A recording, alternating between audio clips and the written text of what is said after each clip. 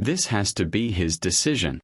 They found Chidi at dinner, pushing food around his plate without eating. When Amina told him that Jide knew everything and wanted to help, Chidi just nodded numbly.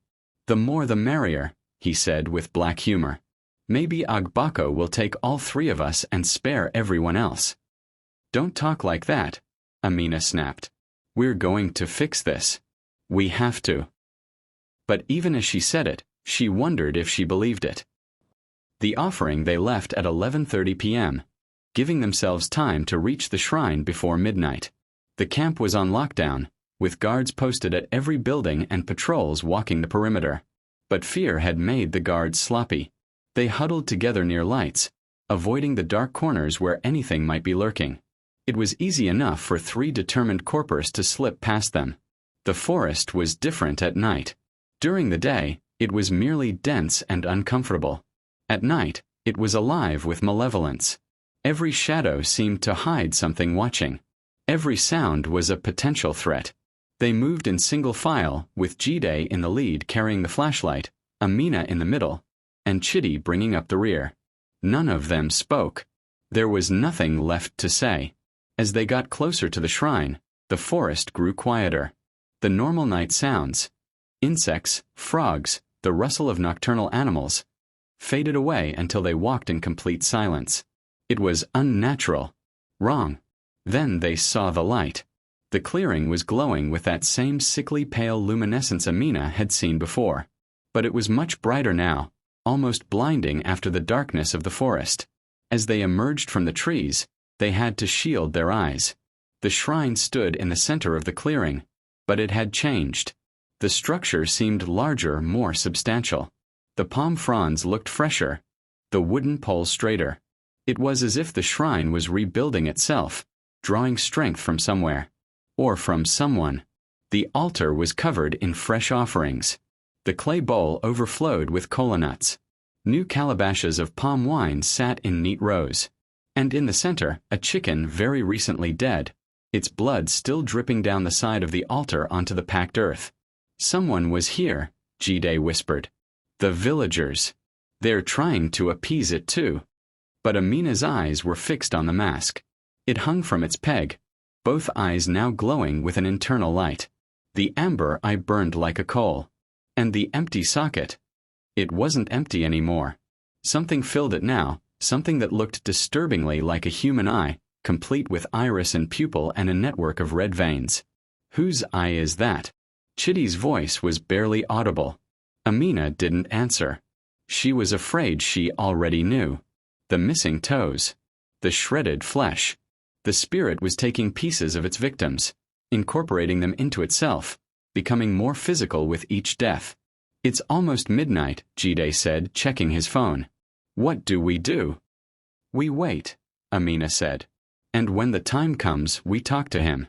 We offer him something." "But what?" Chidi demanded. "Baba said it has to be something of true value, something that costs us.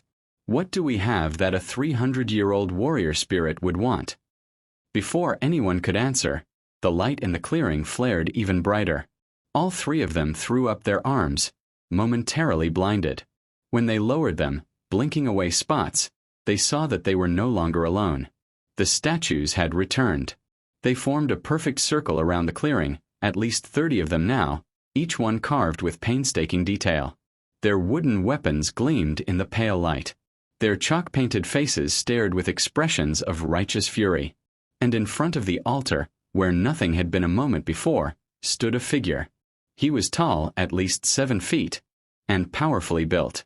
His skin was the deep brown of polished mahogany, and it moved like skin should move, flexing over muscle and bone. But when the light hit him at certain angles, you could see the grain of wood beneath, could see that he wasn't quite physical, not quite real. He wore simple wrappings of white cloth around his waist. His chest was bare except for the white chalk patterns painted there. The same patterns on the statues on the mask on Ngozi's body. In his right hand he carried a long spear, its blade sharp enough to split light. But it was his face that made Amina's breath catch. He was wearing the mask, but it had merged with his features, become part of him. She could see his actual eyes looking out from behind those carved sockets. Ancient eyes that had witnessed centuries of bloodshed and sacrifice. His mouth moved behind the mask's grimacing teeth. When he spoke, his voice was like thunder rolling across distant mountains. "You have returned." The words were in English, but underneath them Amina heard echoes of older languages, words that predated colonialism and Christianity and everything the modern world had built. The violators. The disrespectful ones. Chidi stepped forward, his whole body shaking but his voice surprisingly steady. "Great Agbako. Mighty warrior. We come to silence." The spirit's roar was so powerful it knocked them back a step. The statues around the clearing raised their weapons as one. "You do not speak until given permission. You do not stand in my presence. You kneel." The command carried a weight that was impossible to resist. Amina felt her knees buckle, felt herself being forced down onto the hard-packed earth. Beside her, Chidi and Jide were doing the same, their faces pressed nearly to the ground in supplication. Agbako walked around them slowly, his footsteps completely silent despite his size. Amina could feel his gaze on her back like a physical weight. "You came to my sacred place," he said, his voice lower now but no less terrifying. "You mocked my offerings. You touched what was forbidden. And then you ran away like cowards, thinking to escape the consequences of your actions." "We're sorry," Amina started. "Sorry." The word was a whip crack. "You think an apology is sufficient? You think words can undo what has been done?" He stopped in front of Chidi, looming over him. "You. The one who touched the mask. Look at me." Chidi slowly raised his head. Tears were streaming down his face. "You opened the door," Agbako said. "You invited me to walk again in the world of flesh and blood. Do you understand what you have released?" "No," Chidi whispered. I was just curious. I didn't know. Ignorance is not innocence." Agbako's spear came down, slamming into the earth inches from Chidi's hand. The ground cracked from the impact. "For 300 years I have stood guard over this land. For 300 years I have endured the slow erosion of respect, the creeping disregard for the old ways. And I have been patient. I have accepted the smaller offerings when the greater ones stopped coming. I have tolerated the loud machines and the steel buildings and the poison smoke. All of this I have endured." He turned away, pacing back toward the altar.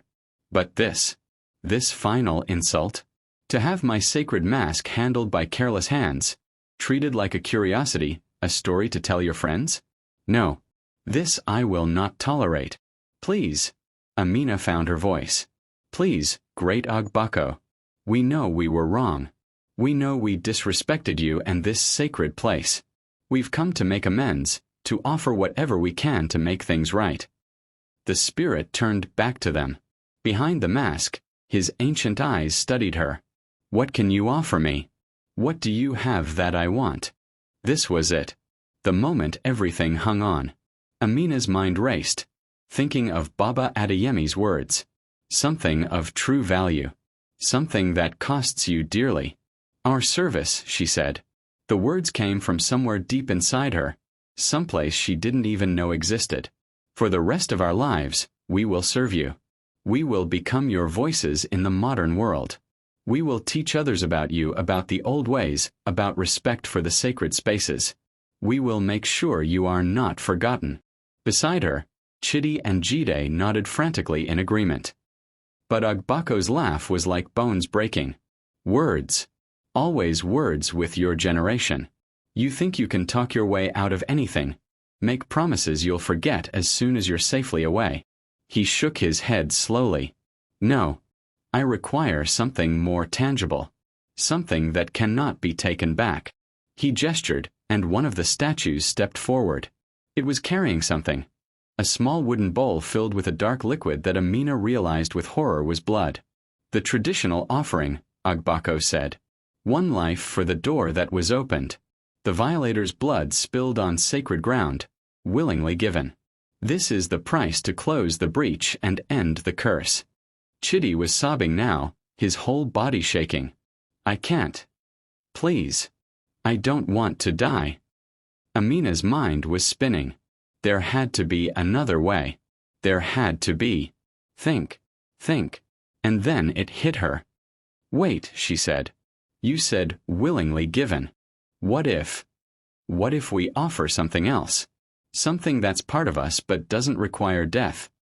Agbako tilted his masked head, curious. Explain. In the old days, warriors would mark themselves to show their dedication to a cause. Scarification. Ritual cutting. What if we do that? What if we permanently mark ourselves as your servants? Carry your symbol on our bodies for the rest of our lives. Blood spilled willingly on sacred ground, but not death. A lifetime of service proven through permanent sacrifice. The spirit was silent for a long moment. Around them, the statues seemed to lean forward, listening. You would bear my mark? Agbako asked finally. Forever. Knowing that everyone who sees it will ask questions, will judge you, will think you strange or superstitious or backwards. Yes, Amina said without hesitation. Beside her, Chidi and Jide nodded. And you would truly serve. You would speak of me, teach of me, ensure that this place remains respected and protected. We swear it, Chidi said, his voice raw but determined. On our blood. On our lives. We will serve you until we die. Another long silence. Then Agbako gestured to the statue with the bowl of blood. It stepped forward and set the bowl down in front of them. Next to it, the statue placed a small knife, obsidian blade, wooden handle, ancient beyond measure. Then prove it, Agbako said. Mark yourselves. Spill your blood in offering. And speak the oath that binds you to my service. The knife was sharper than anything Amina had ever felt. Chidi went first, taking the blade with trembling hands. He chose his left forearm, just below the elbow. Following Agbako's instructions, he carved the symbol, a simplified version of the patterns on the mask, a spiral that terminated in 3 points like a trident. The blood flowed freely, dripping into the bowl. Chidi bit his lip to keep from crying out, but Amina could see the pain in his eyes. When he finished, he spoke the words Agbako taught them. I am bound. My blood is yours. My service is eternal. I am the voice of the ancient ways in the modern world. Then it was Amina's turn. She took the knife, still warm from Chidi's hand. She carved the same symbol in the same place, her hand steadier than she'd expected. The pain was intense but somehow cleansing. As her blood joined Chidi's in the bowl, she felt something shift inside her, like a door opening or perhaps closing. She spoke the oath. Finally, Jide took the knife. His hand shook more than either of theirs had, and his cutting was less precise. But he did it. He bled into the bowl. He spoke the oath. When all three of them had marked themselves, Agbako stepped forward. He took the bowl of their combined blood and poured it over the altar, onto the mask. The wood drank it in, absorbing every drop until no trace remained. It is done, the spirit said. His voice had changed. Less angry now, but no less powerful. The door is closed. The breach is sealed. Your friend's death is avenged by your lifetime of service. The curse is lifted. The glow in the clearing began to fade. The statues returned to their positions around the perimeter and went still. Just carved wood again, lifeless and inert. Agbako himself began to fade as well, becoming translucent, incorporeal. But before he disappeared entirely, he spoke one last time. Remember your oath. Teach what you have learned. Respect what you have seen. And know this, I am always watching, always listening. If you break your word, if you forget your promises, I will return. And next time there will be no mercy. Then he was gone. The mask hung empty on its peg, both eyes dark and lifeless once more. The strange light faded completely, leaving only Jide's flashlight to illuminate the clearing. For a long moment, none of them moved.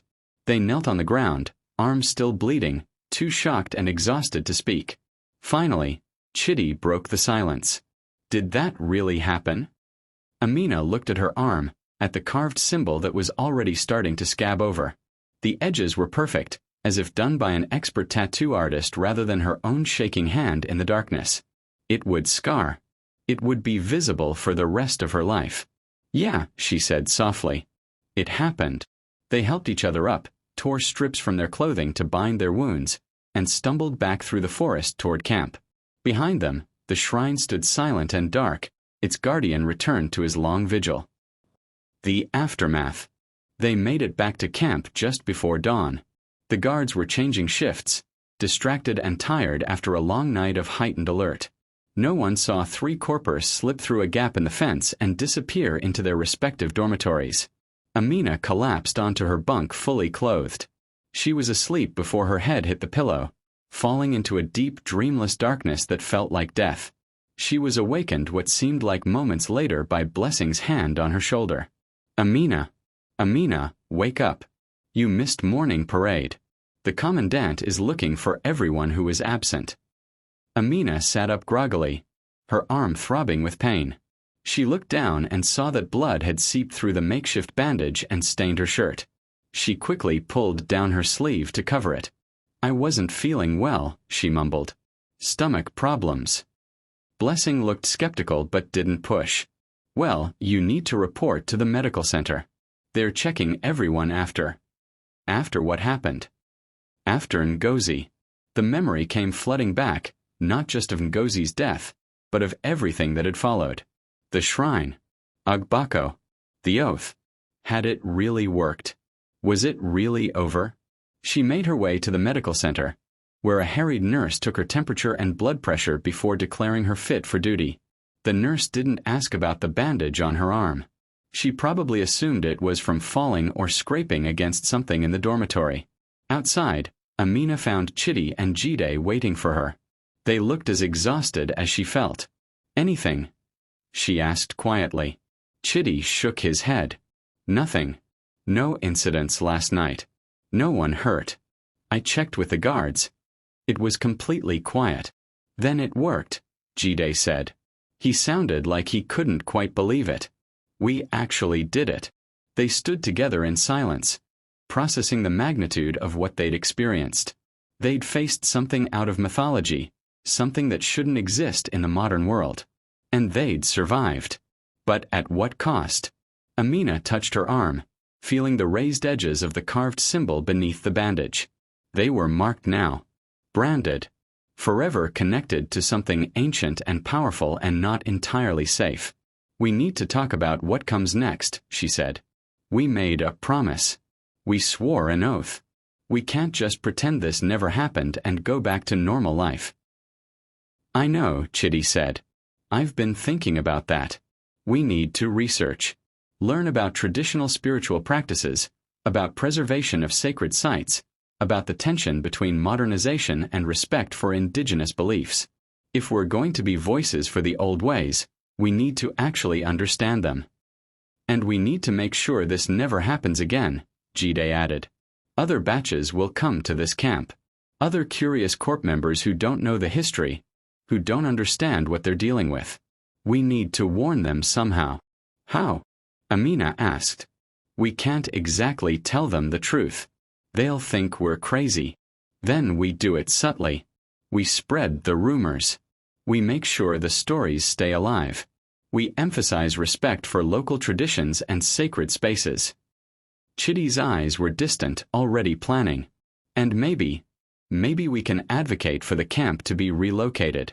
It shouldn't be here. It was a mistake to build it on sacred ground in the first place.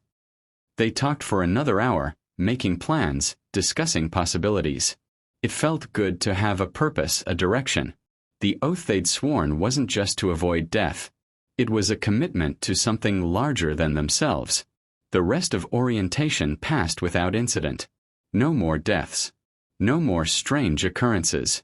It was as if the supernatural terror of those few days had been a shared nightmare that everyone was trying to forget.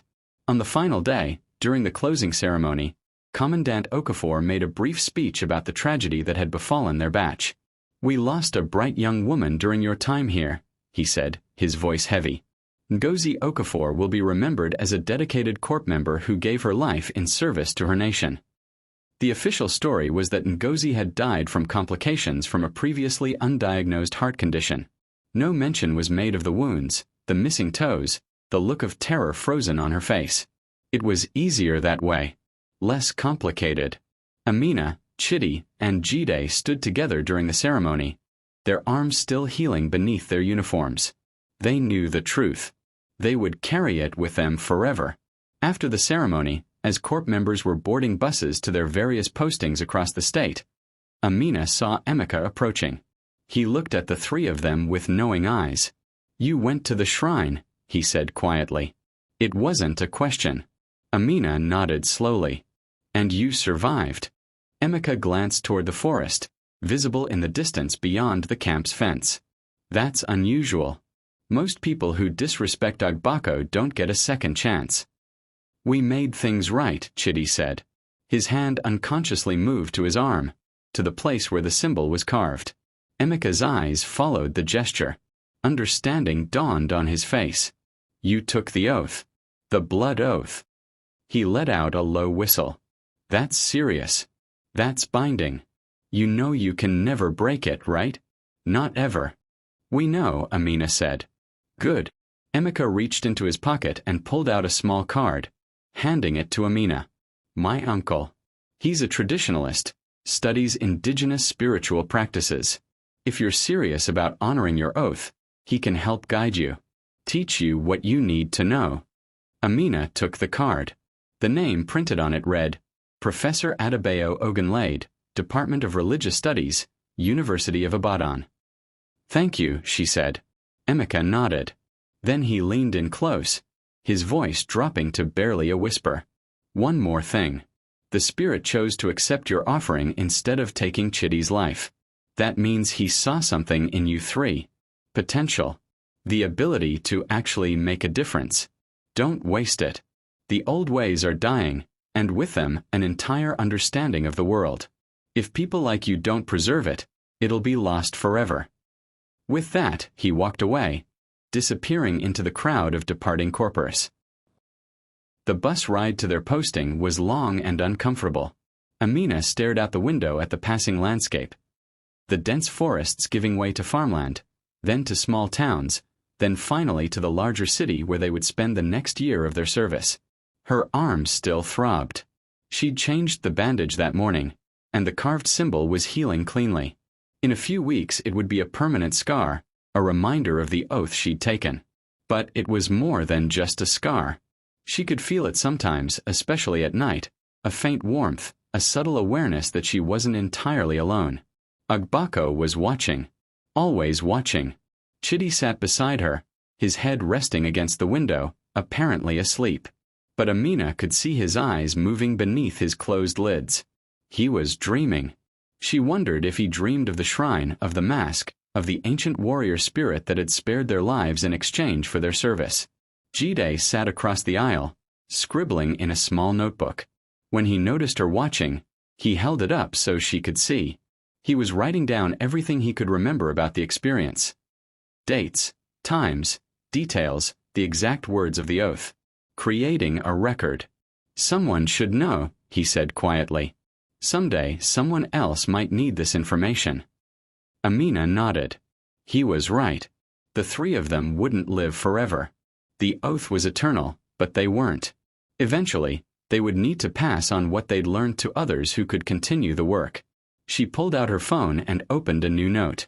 She began to type, "The Shrine of Agbako. A record this document is written as a warning and a guide for those who come after us. What follows is the truth about High Ridge Nysc Camp and the sacred ground on which it stands." The long watch. The year of service passed in a blur. Amina was posted to a primary school in a rural area, teaching basic literacy to children who had never seen a computer or held a book that wasn't falling apart. Chidi ended up at a local government office, helping to digitize old records. Jide was sent to a community health center, educating people about disease prevention and basic hygiene. They kept in touch through regular phone calls and occasional visits. Each conversation began the same way. Any signs? Any dreams? For Amina, the signs came in subtle ways. Sometimes she would wake in the middle of the night with the absolute certainty that she wasn't alone in her room. Not in a threatening way, more like being watched over. Protected. Other times, when she was walking through the market or sitting in the staff room at school, she would catch a glimpse of something in her peripheral vision. A shadow that was slightly more solid than it should be. A figure that disappeared when she turned to look directly at it. And always she could feel the carved symbol on her arm. It never stopped itching, never quite felt like it had fully healed, even though the skin had closed over and scarred. It was as if the mark existed in two places at once. On her flesh and in some other dimension she couldn't quite perceive. 3 months into their service year, Amina made the trip to Ibadan to meet Professor Ogunlade, Emeka's uncle. The professor was in his 60s, with salt and pepper hair and sharp, intelligent eyes behind wire-rimmed glasses. His office was cramped and chaotic, every surface covered with books, papers, and artifacts from various Nigerian cultures. When Amina showed him the scar on her arm, his expression grew grave. "The mark of the guardian," he said softly, tracing the pattern with his finger but not quite touching it. "I've only seen this twice before in my life. Both times, the bearers were deeply troubled people. The weight of the oath. It changes you." "How?" Amina asked. "You become liminal, caught between two worlds, the modern rational world and the ancient spiritual one. You can no longer fully belong to either." He sat back in his chair, studying her. "Tell me, have you started seeing things? Sensing things others don't notice?" "Yes," Amina admitted. "Is that normal?" "Normal? No. But it's expected. The oath binds you to Agbako, but it also opens your eyes to the spiritual realm. You'll be more sensitive to it now, more aware of the unseen forces that shape our world." He paused. "This can be a gift or a curse, depending on how you handle it. Emeka said you could help us. Teach us what we need to know." Professor Ogunlade nodded slowly. "I can try.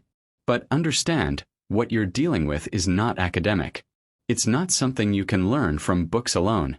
You'll need to spend time with traditional priests, observe rituals, immerse yourself in the old ways. Are you prepared to do that?" "I don't have a choice," Amina said. "We made an oath. There's always a choice. You could ignore it. Pretend it never happened. Live your life as normally as possible and hope Agbako doesn't notice." "And if he does notice?" The professor's expression was answer enough. Over the following months, Amina, and through her, Chidi and Jide, learned. Professor Ogunlade introduced them to traditionalists across the region. They attended festivals and ceremonies, observed rituals, spoke with priests and priestesses who had dedicated their lives to serving the old gods. They learned that what they'd experienced wasn't unique. There were dozens, perhaps hundreds, of sacred sites across Nigeria that had been disturbed by modernization. Places where spirits still dwelt, still watched, still demanded respect. They learned that the tension between the old ways and the new was growing. Every year, more young people dismissed traditional beliefs as superstition. More sacred groves were cut down for development. More shrines were abandoned and forgotten. And they learned that this forgetting came with a cost. When sacred sites were neglected, when the boundaries between worlds were not properly maintained, things slipped through. Dangerous things.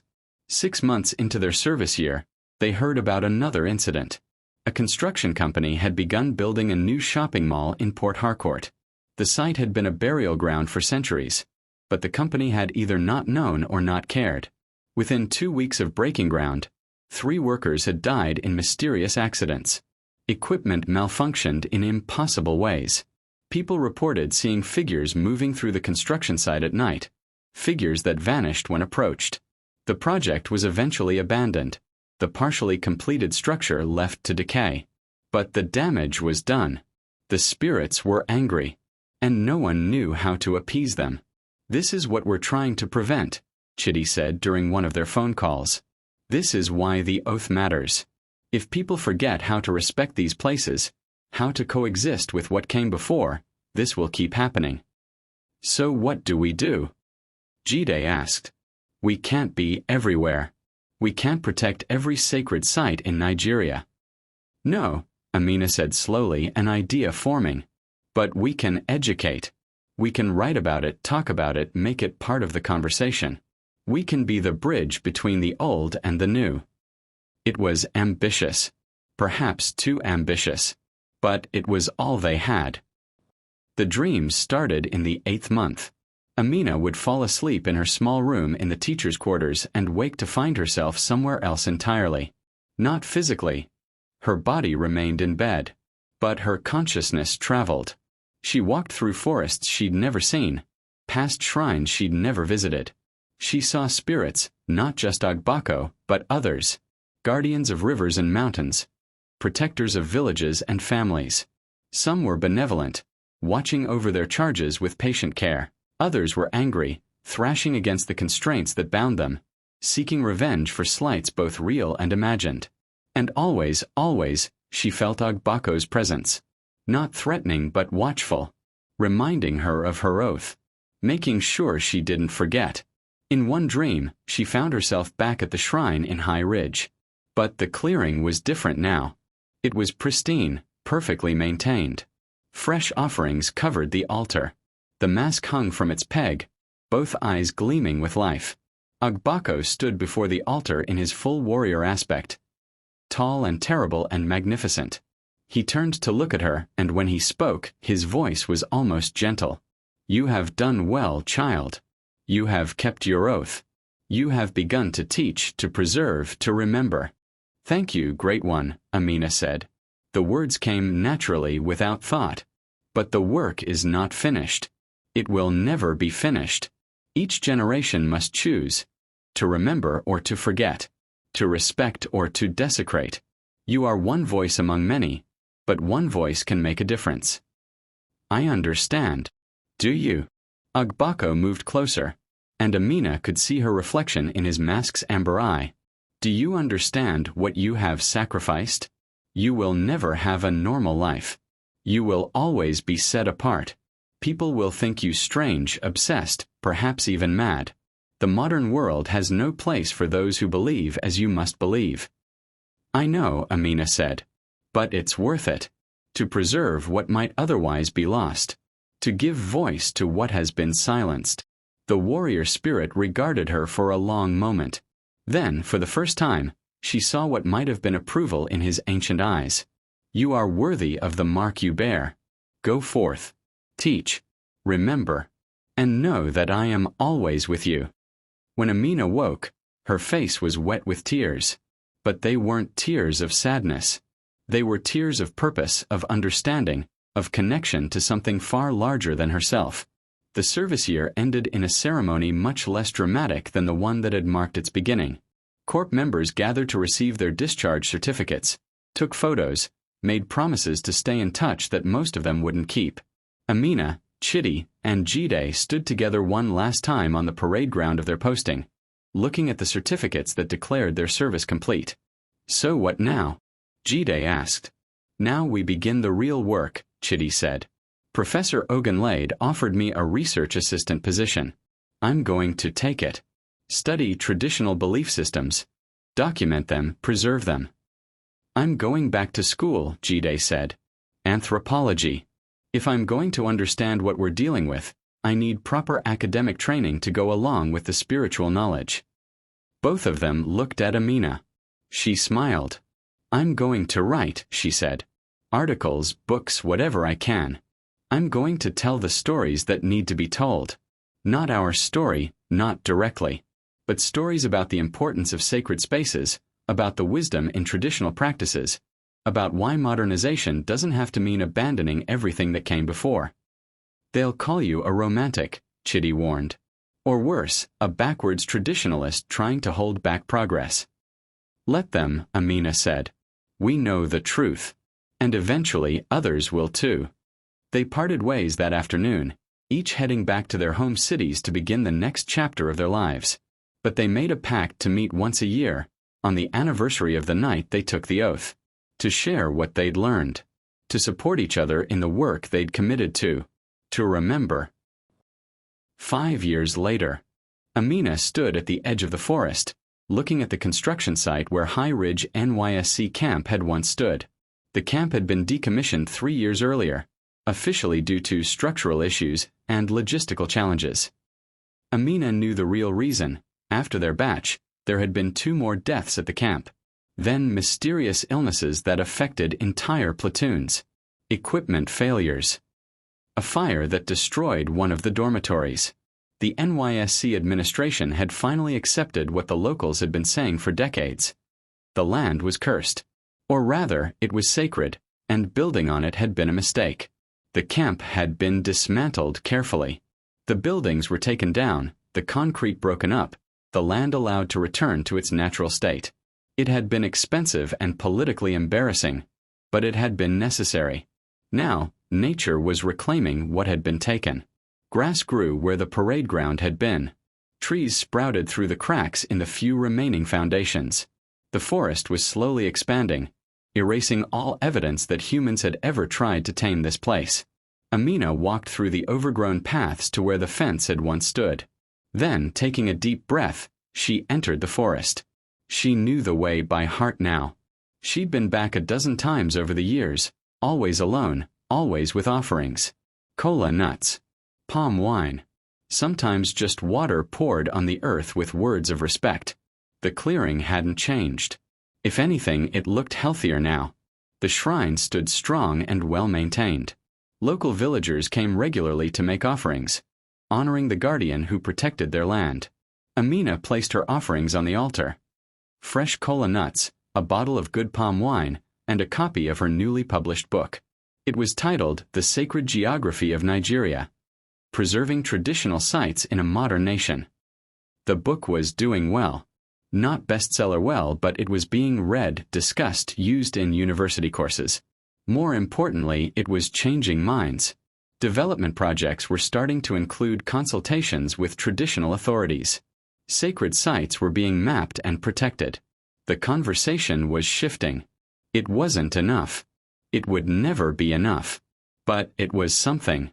As she stood before the altar, Amina felt the familiar presence. Agbako was here, watching, listening. She touched the scar on her arm, still raised, still sensitive after 5 years. "I'm keeping my oath," she said quietly. "We all are. Chidi is training a new generation of researchers. Jide is working with the government on cultural preservation policies. And I'm writing, teaching, speaking. We're making a difference." The forest was silent. But Amina felt something. A warmth, an approval, a subtle acknowledgement that her words had been heard. She stayed for an hour, sitting in the clearing, feeling the peace of the sacred space. This place had terrified her once. Now it felt like home. Or at least like a home she was learning to understand. As she was leaving, something caught her eye. Carved into the trunk of a tree at the edge of the clearing was a symbol. The same symbol that marked her arm. And beneath it, carved in smaller letters, were the words, "Remember, respect, preserve." Amina smiled. Chidi had been here recently, leaving his own mark. They would continue the work. All 3 of them and others they would teach. The oath was eternal, but it didn't have to be a burden. It could be a gift, a connection to something ancient and powerful and worth preserving. She walked back through the forest as the sun was setting, painting the sky in shades of orange and gold. Birds called to each other in the trees. Insects hummed in the undergrowth. Life continuing in its endless cycle. Behind her, unseen but always present, Agbako stood watch. The ancient warrior, the eternal guardian, satisfied that his trust had not been misplaced. The door had been closed, but the bridge remained open. And on that bridge stood Amina and others like her, keeping the old ways alive in a modern world, ensuring that what had been would not be forgotten, that respect would endure even as everything else changed. The mask hung in the shrine, eyes dark and peaceful. For now,